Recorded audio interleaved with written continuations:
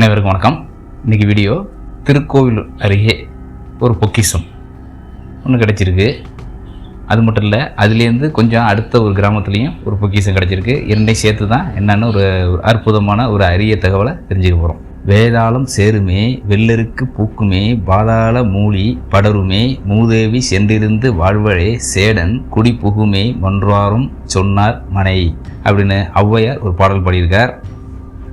திருவள்ளுவர் ஒரு பாடல் பாடியிருக்கார். மடியுனான் மாகமுடி என்பா, மடியிலான் தாழுனான் தாமரையில் நாள். அதாவது சோம்பேறி இருக்கிற இடத்துல மூதேவி தங்குவாள், சோம்பேறி இல்லாத இடத்துல ஸ்ரீதேவி தங்குவாள் அப்படிங்கிற ஒரு அர்த்தம்.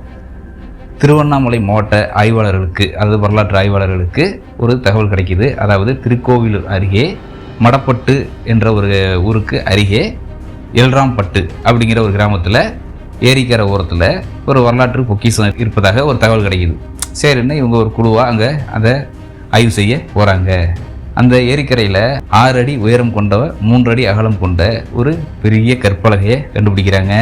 அதன் பிறகு அந்த ஊரிலிருந்து எல்ராம்பட்டிலேருந்து அடுத்ததாக இருக்கும் டீ கொடியூருங்கிற ஊர்லையும் ஒரு பொக்கிஷம் இருப்பதாக ஒரு தகவல் வருது. இரண்டையும் ஆய்வு செய்ய வந்திருக்காங்க. அங்கே என்ன நடக்க போகுது அப்படிங்கிறத அந்த ஆய்வை இந்த வீடியோவில் இப்போ ஃபுல் டீட்டெயிலாக தெரிஞ்சுக்கலாம். வீடியோ ஸ்கிப் பண்ணாமல் கடைசி வரை பாருங்கள். இது வரைக்கும் நம்ம சேனலை சப்ஸ்கிரைப் பண்ணால் சப்ஸ்கிரைப் பண்ணி பாருங்கள். வாங்க இன்றைக்கி வீடியோக்குள்ளே போகலாம்.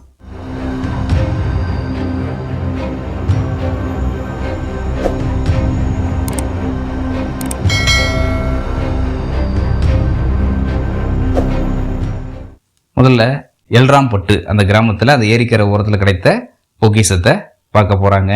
அது 6 அடி உயரமும் 3 அடி அகலமும் கொண்ட மிகப்பெரிய பிரம்மாண்டமான ஒரு கற்பலகை. கற்பலகைனா பாறையால் பலகை போன்ற செதுக்கியிருப்பார்கள். அதில் ஒரு புடைப்பு சிற்பம். தலையில் தடித்த ஜடா முடி, வட்ட முகம், தடித்த உதடு, 2 காதுகளில் குண்டகம், இடது கையில் மலர் முட்டு ஏந்தி நிற்கிற மாதிரி ஒரு காட்சி. வலது கையை கம்பீரமாக துடையில் வைத்து கொண்டு இருக்கும் காட்சி.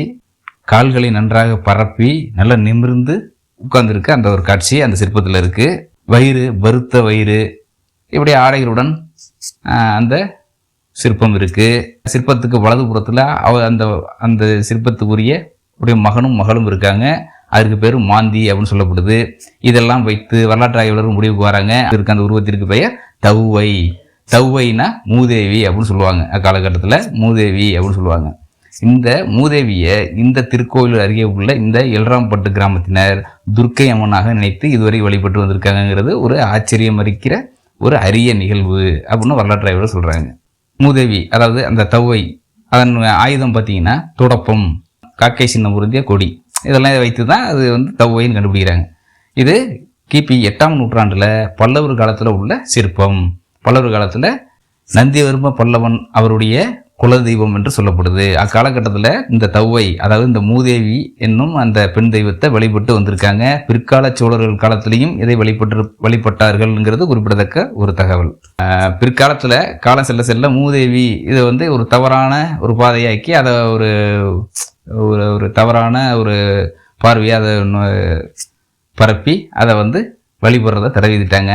ஆனால் ரொம்ப நீண்ட காலங்கள் கழித்து இப்போ இந்த எல்ராம்பட்டு கிராமத்தினர் அதை தவ்வை சிற்பத்தை துர்க்கையாக நினைத்து வழிபடுவது ஒரு ஆச்சரியமிக்க அரிய தகவல் அப்படின்னு அந்த வரலாற்று ஆய்வாளர்கள் சொல்கிறாங்க.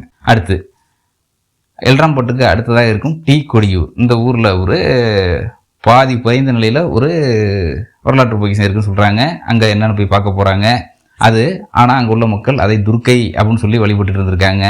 ஆனால் வரலாற்று ஆய்வாளர் போனதுக்கு பிறகு அது என்னென்ன ஆராய்ச்சி பண்ணும்போது அதில் உள்ள அமைப்புகள்லாம் பார்த்து எல்லாம் ஆராய்ச்சி செய்த பிறகு பல்லவர் கால 8ஆம் நூற்றாண்டை சேர்ந்த முருகர் சிலை அது டிஸ்பிளேல காமிக்கிற பாருங்க. பல்லவர் காலத்தில் முருகர் சிலையில் மயிலெலாம் இல்லை, மயில் வாகனமோ வேலோ இதெல்லாம் இல்லை. ஆனால் அவங்க முருகர் தான் வழிபட்டுருக்காங்க. அது வரலாற்று ஆய்வாளர் அனித்தனமாக சொல்கிறாங்க. அது முருகர் தான். பல்லவர் காலத்தில் அவர்களும் இந்த மாதிரி முருகரை வழிபட்டுருக்காங்க அப்படின்னு சொல்லி அது 2 இதை கண்டுபிடிச்சிருக்காங்க. ஆக வரலாற்று பொக்கிஷம் அதுவும் பொதுவாக பார்த்திங்கன்னா இந்த திருக்கோவில் அருகே பார்த்திங்கன்னா அடிக்கடி இப்போ நிறைய இந்த மாதிரி அதிகமாக இந்த கொற்றவை சிற்பம், தவ்வை சிற்பம், இந்த மாதிரி சிற்பங்கள் தான் கிடைக்குது. இந்த தவ்வை சிற்பம் என்ன பார்த்திங்கன்னா இது 6 அடி உள்ள பிரம்மாண்டமான கல்பலகை வேறு எங்கேயுமே கிடையாது அப்படின்னு சொல்லியிருக்காங்க. ஒரு அற்புதமான ஒரு தகவலை தெரிஞ்சுட்டோன்னு நம்புகிறேன். இந்த வீடியோ அப்படிங்கிறது மறக்காம கமெண்ட்ல சொல்லுங்கள். இந்த வீடியோக்கு ஒரு லைக் கொடுங்க, ஃப்ரெண்டுகளுக்கு நிறைய ஷேர் பண்ணுங்கள். இது நம்ம சேனலில் சப்ஸ்கிரைப் பண்ணுங்கள். வேறு நல்ல வீடியோ சந்திப்போம். நன்றி.